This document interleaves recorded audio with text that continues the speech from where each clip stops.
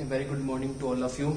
Myself Junaid Ahmed, and we are starting the subject of social science, class 10th, lesson 1.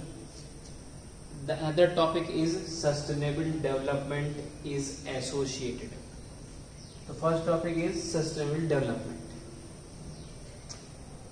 बेटा इस lesson में हमने बहुत सारी जो टॉपिक्स हैं वो यस्टरडे, डे बिफोर यस्टरडे हमने डिस्कस किए. ये दो टॉपिक आपके लास्ट टॉपिक हैं इस लेसन के अंदर. अब सेकंड लास्ट टॉपिक है सस्टेनेबल डेवलपमेंट. क्योंकि ये लेसन ही डेवलपमेंट पर बेस्ड है, इसलिए हम डेवलपमेंट के टाइप की बात कर रहे हैं. सस्टेनेबल डेवलपमेंट होता क्या है? उन्होंने लिखा है it is associated with the balance use of natural resources by using resources at minimum level. The future generation can use it. इसको हम हिंदी में कन्वर्ट करते हैं. उसने कहा है कि सस्टेनेबल डेवलपमेंट का संबंध balance use of natural resources, यानी कि जो हमारे पास नेचुरल रिसोर्सेज अवेलेबल हैं उनको बैलेंस रखना है. कैसे? By using resources at minimum level, कि हम जो रिसोर्सेज हमारे पास अवेलेबल हैं उसे हम मिनिमम लेवल पर उन रिसोर्सेज को यूज करें और उसे हम उन नेचुरल रिसोर्सेज को हम बैलेंस करें. यानी कि जितनी रिसोर्सेज हमारे पास अवेलेबल हैं उन अवेलेबल रिसोर्सेज को मिनिमम यूज करें और मिनिमम यूज करने के बाद नेचुरल रिसोर्सेज को बैलेंस करें, उसे सीखें यूज करना, यानी कि बैलेंस बनाने के लिए. तो उसे हम सस्टेनेबल डेवलपमेंट कहते हैं.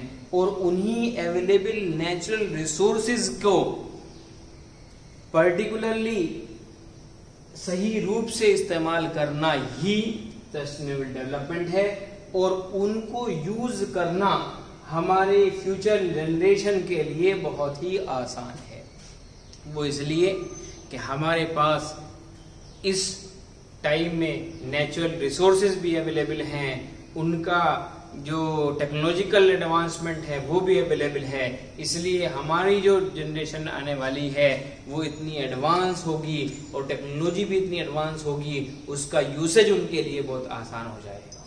उसके बाद अब हम लास्ट टॉपिक डिस्कस करते हैं एनवायरमेंटल डिग्रेडेशन. यानी कि जो हमारा एनवायरमेंट है, एयर है, वाटर है, सॉयल है, ये डिग्रेड कैसे होते हैं, डाउन कैसे होते हैं. तो यहाँ पर एनवायरमेंटल डिग्रेडेशन यानी कि डाउन कैसे होता है. उन्होंने कहा है कि it is the deterioration of the environment through depletion of resources such as air, water and soil. यानी कि जो हमारे पास नेचुरल रिसोर्सेज हैं, जैसे एयर है उस पर वो फ्री गिफ्ट ऑफ नेचर है, वाटर है ये भी फ्री गिफ्ट ऑफ नेचर है, सॉयल है ये भी फ्री गिफ्ट ऑफ नेचर है. ये तीनों चीजें जो हैं एयर, वाटर, सॉयल, ये फ्री गिफ्ट ऑफ नेचर हैं, ये फ्री रिसोर्सेज हैं ह्यूमन बीइंग के लिए. और इन रिसोर्सेज के अंदर डिप्लीशन होना, यानी कि इन रिसोर्सेज का हमें properly day by day available easily ना होना, उनके अंदर डे बाय डे डाउनफॉल आना, वो कहते हैं हम एनवायरमेंटल डिग्रेडेशन.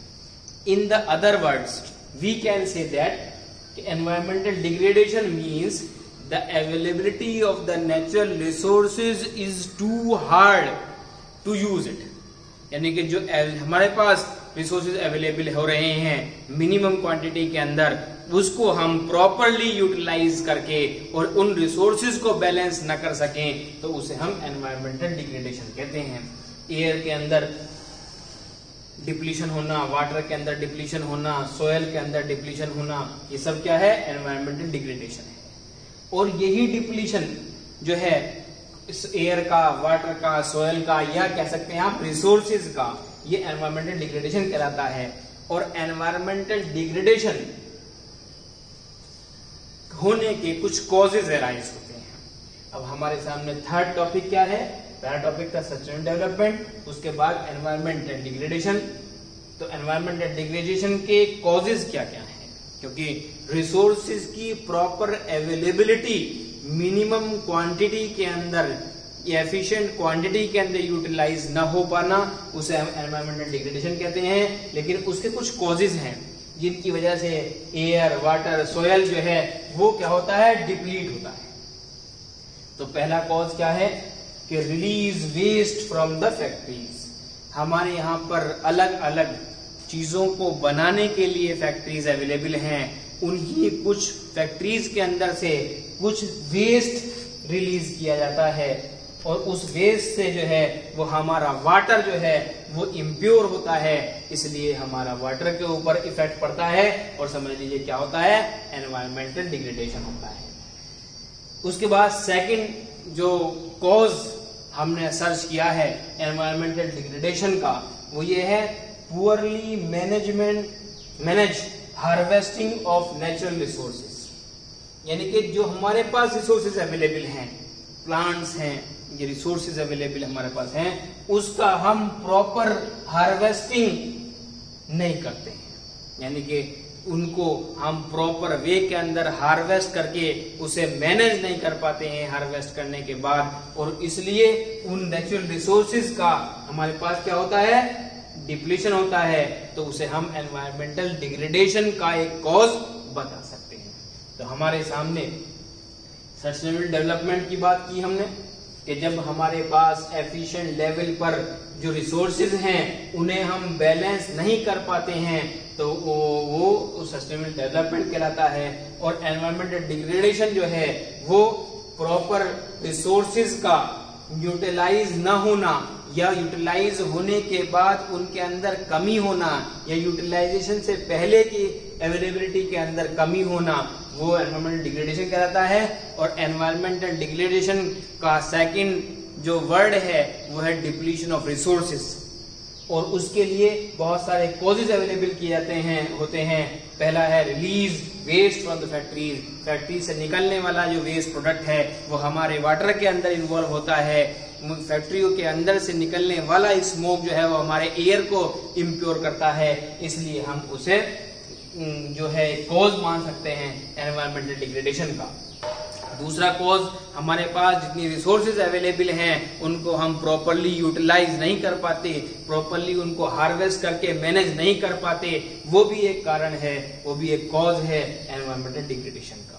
तो यहाँ पर आपका चैप्टर जो है वो फिनिश होता है, फर्स्ट लेसन डेवलपमेंट। उसके अंदर जितने भी आपको 3 डेज के अंदर टॉपिक्स पढ़ाए गए वो टॉपिक आप क्लियर करेंगे। कोई प्रॉब्लम अगर आप है then you will be query to me and I will give the answer for the satisfaction. Thank you.